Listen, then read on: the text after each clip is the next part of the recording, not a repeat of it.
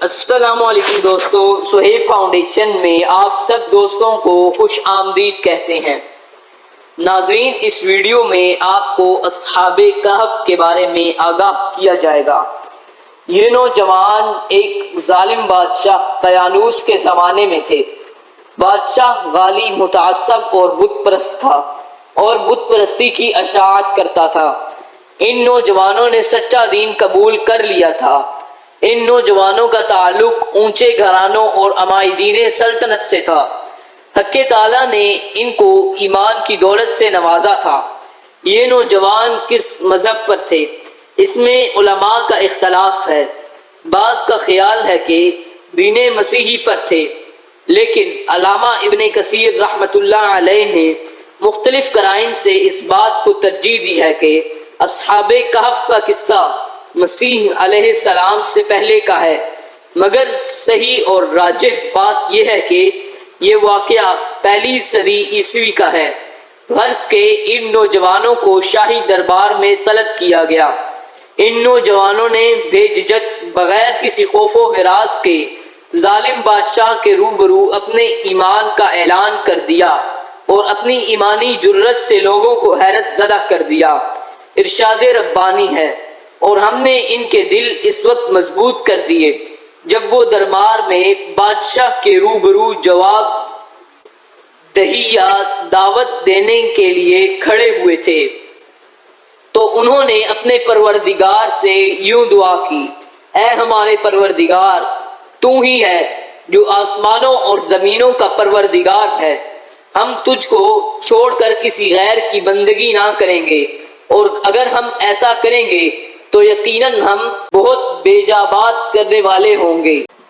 اصحاب کہف جب اپنی قوم سے جدا ہوئے اور ان لوگوں کو چھوڑ کر بالکل علیحدہ ہو گئے تو آپس میں کہنے لگے کہ تم نے اپنی قوم کو چھوڑ کر ان کے باطل معبودوں سے گریز کیا، اور یہ معلوم ہے کہ دوبارہ انہی میں واپس ہونے اور اپنے گھروں کو لوٹنے میں خیر نہیں، کیونکہ وہ لوگ پھر اپنا دین اختیار کرنے پر مجبور کریں گے۔ لہٰذا اب ہمیں کسی غار میں ٹھکانہ پکڑ لینا چاہیے۔ آپس میں مشورے سے یہ بات طے ہوئی، لیکن انسانی ضروریات کا سوال بھی پیش نظر تھا۔ غار میں رہیں گے تو کھانے پینے اور دیگر ضروریات کا کیا بنے گا؟ اس سوال کو حل کرنے کے لیے آپس میں یوں کہنے لگے کہ ہم کو اللہ تعالیٰ سے خیر کی امید رکھنی چاہیے۔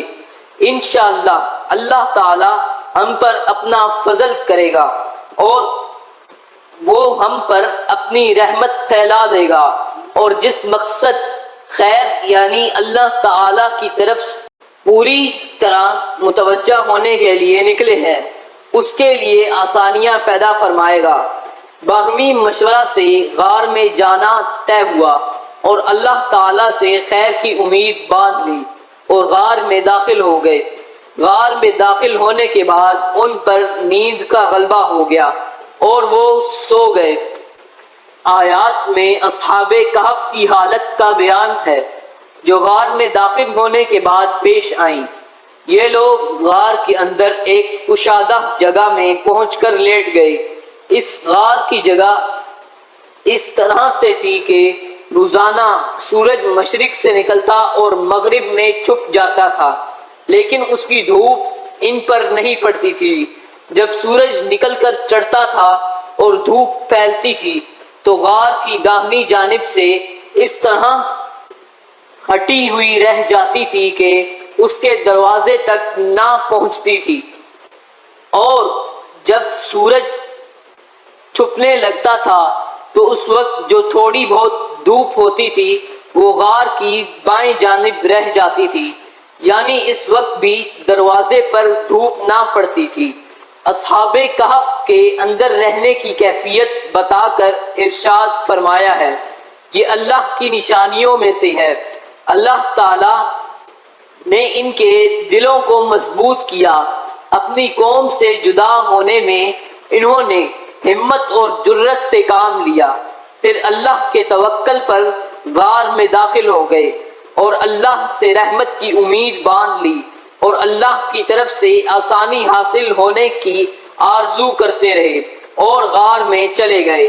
یہ سب کچھ اللہ تعالیٰ کی طرف سے ہے، اس کی قدرت کی نشانیوں میں سے ہے۔ اس نے دل بھی مخلوق سے کٹنے کا حوصلہ بھی دیا۔ انہوں نے اسباب ظاہری پر نظر نہ کی، اپنے مولائے حقیقی پر توکل کر کے غار میں داخل ہو گئے۔ اللہ تعالیٰ نے انہیں غار بھی وہ نصیب فرمایا جس میں دھوپ کا گزر ہی نہ تھا۔ اگر دھوپ پڑتی تو اس سے تکلیف پہنچتی اور گرمی سے پریشان ہونے کا اندیشہ تھا۔ سورہ کہف کی 25 آیت میں جو غار میں سونے کی مدت 309 سال بتائی ہے، ظاہر نص قرآن سے یہی ہے کہ یہ بیان مدت حق تعالیٰ کی طرف سے ہے۔ ابن کثیر نے اس کو جمہور مفسرین سلف خلف کا قول قرار دیا۔